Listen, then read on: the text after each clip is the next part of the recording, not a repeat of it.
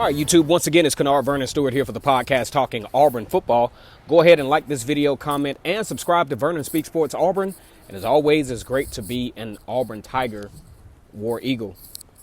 What a year difference that can be made at one college football team. LSU this time last year had a quarterback in Joe Burrow, only throwing 57% of his passes in an offense that didn't necessarily struggle, but not nearly as elite as what we're seeing now.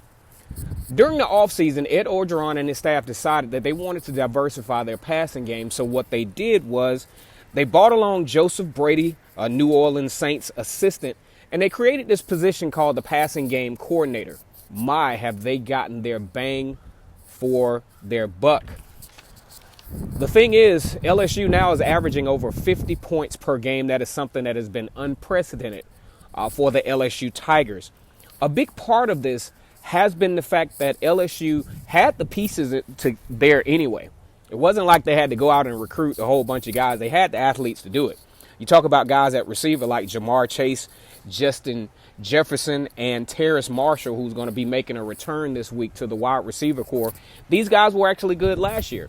But it's different when you can team up very talented guys with a different level of schematics. And that's what LSU has been able to do this year. And it has paid more than dividends for this particular team. We talk about a guy like Joe Burrow at quarterback. He's out of Ohio, transferred from Ohio State. Let's look at the improvement that we have here. With Joe Burrow in 2019, the improvement has been astounding. He's completing 79% of his passes, which is a 22% improvement from last year. His longest pass so far this year is 65, but the staggering part about this is the fact that Joe Burrow hits one for about 56 yards on average at least once every game. And one thing about it, when you can complete those long back-breaking passes, it really puts, especially most SEC offenses, at a disadvantage because SEC offenses are usually not built to score that quick. Alabama is probably the closest example. Auburn is one of the more inconsistent examples because, yeah, they can get one for 50-plus yards here and there, but not nearly as consistently as what LSU has been able to do. And because of this, LSU finds themselves as a 7-0 team, ranked number 2 in the country. Also, that number 2 ranking could be even number 1, depending on who you ask and whose opinion you may get. This is obviously one of the most explosive offenses in the country. You're talking about Joe Burrow, who averages 12.2 yards per pass. That's absolutely phenomenal. He already has 29 touchdowns, which surpasses what he did last year.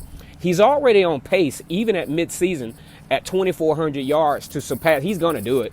Surpass the 2,800 that he had last year. Joe Burrow has absolutely been a game changer this year in college football, but the credit not only to his ability, but the schematics. I really like some of even the routes that these receivers run because when things break down, you can tell there's some great coaching going on here to where they can find little pockets and find little creases within coverages to get open. And these things are so hard to defend. You're talking about an NFL type offense. So you really need super talented cornerbacks and safeties and interior linebackers, outside linebackers to be able to defend this. And it makes it virtually impossible. And it's more so of a thing of, pick your poison, pick how you're going to allow LSU to be successful versus them not being successful. I think Joe Burrow is a big part of this. You talk about Clyde Edwards-Helaire at running back, very talented running back, but really hasn't had to run it that much. He's only had, I think, the most that he's running a game is 15 times. So you're talking about a guy that's going to have fresh legs coming into this Auburn game and will definitely be a factor, especially he's not too bad at catching the football out of the backfield. You look for him on wheel routes because the wide receivers have you in such, create so much anxious energy from the defense that sometimes you don't take into account the tight end. You don't take into account the running back, and those guys can hit you up for big plays as well. And that's definitely something that LSU is going to want to do against Auburn is create these big plays. Alabama was a really nice blueprint against Auburn last year.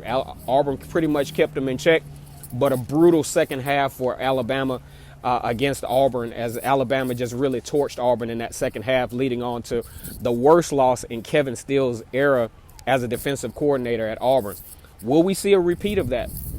Only time will tell. There are a lot of different variables that could be to where, LSU won't score that many points against Auburn, but then there's some other variables that, present a situation where they could. Now, I will say this. I think, LSU has a very good opportunity, especially going up against Auburn, top 10 matchup here down in Baton Rouge. I really think they have a really good opportunity against a very, very quality football team in the Auburn Tigers to make a huge statement and set up a potential showdown with Alabama in a couple of weeks. As a matter of fact, that's in a couple of weeks. Game's going to be in Tuscaloosa. Definitely a redemption game for LSU, as they took a 29-0 beating on last year. Going to be a serious challenge for Auburn to be able to manage the abilities of Joe Burrow and the rest of his offensive staff. Another thing to note is Joe Burrow is 6'4", 216 pounds. The reason why I bring this up is because sometimes you can help yourself out on a defensive line by getting pass deflections at the line of scrimmage against a guy that's as talented as Joe Burrow. But that might be a little difficult because he's so tall. All right, guys, this is going to be a huge challenge for the Auburn Tigers, headed down to Death Valley to take on the LSU Tigers, the number 2 team in the country, Auburn at number 9. Go ahead and like this video, comment, and subscribe to Vernon Speaks Sports Auburn.